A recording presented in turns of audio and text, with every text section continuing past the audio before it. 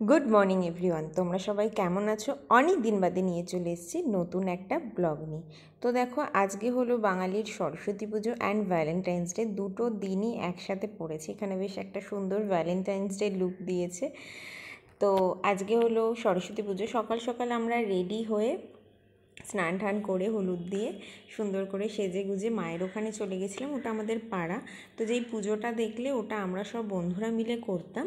এখন খুব বেশি মিস করি ওটা, কেন আগে সমস্ত কিছু ঠাকুর আনা থেকে শুরু করে, আর স্টুডেন্ট লাইফে সরস্বতী পুজো একটা খুব বড় ব্যাপার ছিল। মানে স্কুল বলো, কলেজ বলো, বা পড়ার টিউশন বলো, ঠাকুর আনতে যাওয়া থেকে শুরু করে সমস্ত কিছু গুছোনো, এমনকি আমরা পাড়াতেও এই পুজোটা আমরা করতাম বন্ধুরা মিলে। তো সমস্ত গুছানো, তারপরে পুজোটা, তো পুজোর দিন ঘুরতে যাওয়া, খাওয়া দাওয়া একটা আলাদাই ব্যাপার ছিল। সরস্বতী পুজো মানে দারুণ একটা ব্যাপার। যাই হোক, এমনকি পুজো হওয়ার পরেও যে খাওয়া দাওয়া থাকতো ব্যাচে, তো খুব বেশি মিস করি ওগুলো। যাই হোক, এখন এই তো আজকে আমরা সবাই মিলে চলে গেছিলাম, আমি, মা, বাবা আরও সবাই মিলে চলে গেছিলাম আমরা ইয়েতে, স্বামী নারায়ণ মন্দির, যেটা হলো তোমার বাইপাসের, ডায়মন্ড হারবার বাইপাসের ধারে।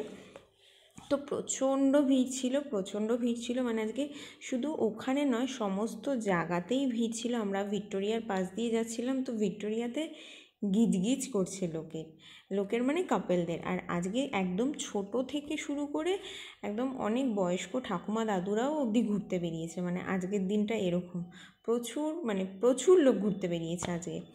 আর রাস্তাঘাটের তো অবস্থা খুবই খারাপ। যাই হোক, দেখেছো এখান থেকে একটা দাদু গেল। তো দেখো, আমরা মন্দিরে ঢুকেছি। মন্দিরটা প্রচণ্ড সুন্দর। এখানে আমরা ফার্স্টে নিয়েছিলাম পপকর্ন আর ঝালমুড়ি। তো যাই হোক, এবার মামাম খাচ্ছে এখানে। ও খুব মজা করেছিল, কিন্তু এতটা ভিড় ছিল ওকে ছাড়া যাচ্ছিল না, কিন্তু ওর ছাড়লে খুব আনন্দ পায়। তো দেখো এখানে মন্দিরটা এমনি সময় সেই দিন পুরো খোলা ছিল। আর এমনি সময় সকালে কখন খোলে জানি না, বাট বিকেলে 4টে থেকে রাত্রির 8টা অবধি খোলা থাকে।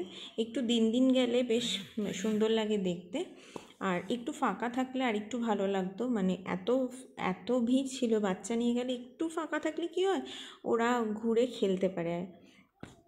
তো দেখো খেলছিল, জল তো খুব ভালোবাসে। তো এখানে আমরা দেখো মন্দিরটা একটু ঘুরে। তো তোমাদেরকে আরেকটা জিনিস শেয়ার করি।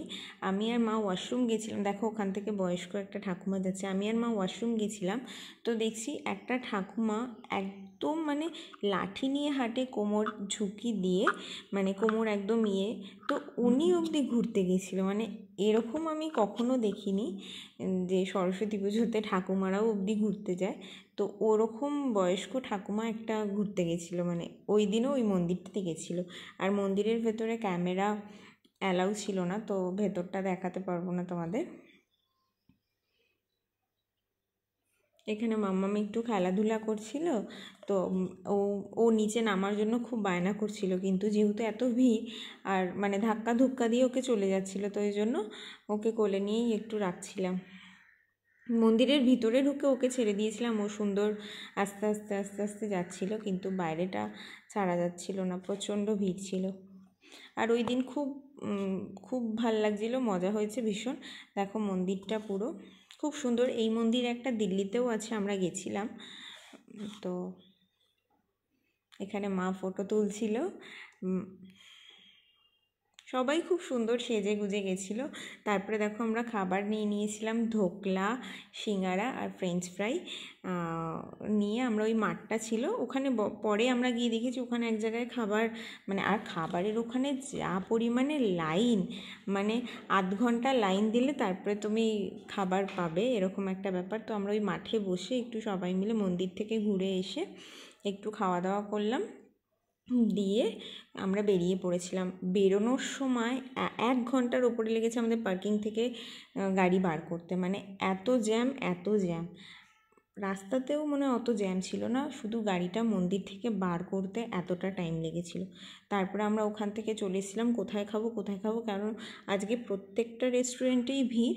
তো আমরা আমাদের এই রথতলাতে এসেই খাওয়া দাওয়া করলাম। দেখো এখানে চলে এসেছি। এখানে এসেও আমরা 1 ঘন্টা বাইরে ওয়েট করেছি, তারপরে এসে ভেতরে বসেছি। তারপরেও আধ ঘন্টা ওয়েট করার পর আমাদের খাবার এসেছিলো, প্রচণ্ড খিদা পেয়েছিল।